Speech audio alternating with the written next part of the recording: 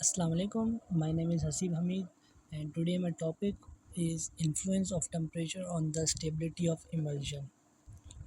अब सबसे पहले इस टॉपिक को समझने के लिए हमें इमल्शन का बेसिक आइडिया आना चाहिए। तो स्टार्ट करते हैं इमल्शन से।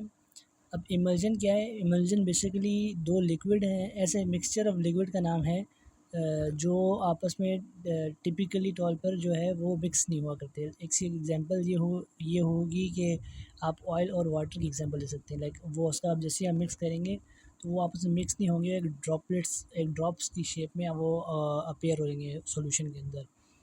तो ये इमल्शन कहलाता है, इमल्शन मिक्सचर।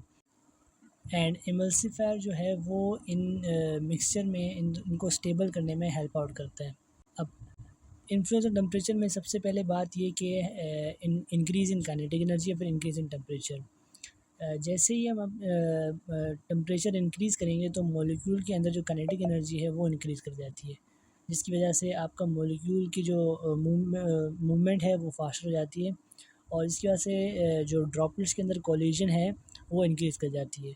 अब यही कोलिजन अगर बहुत तेज़ी से इंक्रीज़ कर जाए तो टू मच मतलब मर्जिंग कहलाई जाएगी। मतलब एक ड्रॉपलेट दूसरे ड्रॉपलेट के साथ मर्ज करने लग जाएगा, और ये बहुत ज़्यादा अगर मर्जिंग अगर इंक्रीज़ होगी तो आपका इमल्शन जो है वो टूट सकता है। लाइक उसकी जो नेचर है वो ब्रेक डाउन कर सकती है उसकी। Second is less interfacial tension.